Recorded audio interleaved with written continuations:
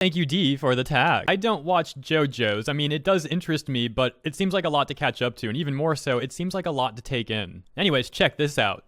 I love Jojo as much as anyone does in Jojo Twitter, but don't act like Araki himself is a saint. Please start holding y'all's favorite mangakas accountable. Hold Araki accountable for what? The racial stereotypes of his POC characters. Could you give some examples, please? /Jen. 1. The official coloring of this scene in Stone Ocean. 2. The stereotype of Soundman's entire tribe being savages. 3. This entire interview. Here's the part of the interview that person posted. I gotta point out a few things. Number 1, I don't know if this interview is legitimate. They didn't post a source with it. Number 2, I don't know if the translation is accurate. And 3, saying this is racist seems like a very disingenuous stretch. I mean, you could argue that maybe he was acting rude towards people that were hospitable to him, but again, we don't know all the context, so even that's a bit of an assumption. Moving on, here's another.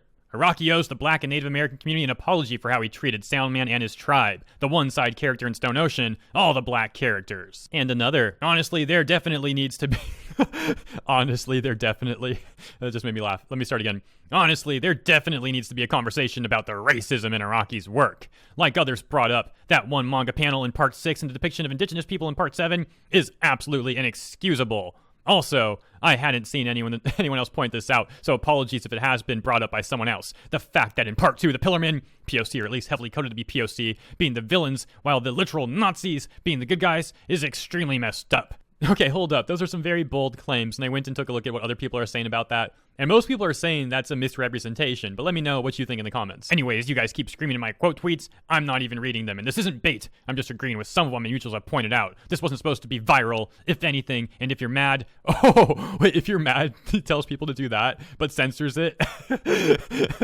I don't really care, to be honest. Yeah, okay, sure, you don't care. Look how weird this one is. At first, it seems like he's defending Araki, but then you'll see. I don't think JoJo's irredeemable or even problematic media, but Araki isn't going to get canceled. Everyone knows he's a pillar of manga and an absolute force in shonen. People who talk about racially dodgy parts aren't aiming to destroy his reputation, you nerds. Yeah, except there are people calling him a literal racist and a Nazi supporter, which are things that would destroy his reputation if true, as they should, because those things are terrible. So I have to assume either this person is implying that those things are actually not that bad, or that this is just extremely disingenuous framing. It's like when people send threats and overt hate to someone, and then they're like, oh, I'm just giving you criticism, bro. On the flip side, here's a rebuttal. Oh yeah, Araki is totally racist, except that moment when Joseph beats up a guy for calling Smokey a pig, Avdol is a noble man saving Polnareff and Iggy despite saying himself not to be a hero. Open the thread. Here are the other examples. I'm not going to read these though because I'm probably butchering some of these names, and it's already cringe-inducing enough for some of you, I'm sure. He then posted a picture of someone claiming that he whitewashes his own characters? What? And he posted a second picture of that same Twitter account. It's unfortunate that people do this because statistically we've seen how over the years this sort of editing doesn't do anything to actually better representation in media, yet people would rather spend 2 minutes editing some art than putting in the real effort towards better representation. Probably due to laziness or faux concern, they care more about engagement on social media than the issues they pretend to care about. That's the news, and that's about all I have to say on this topic, but let me know what you think in the comments below, and as always, thank you for tuning in. I look forward to catching you in the next one.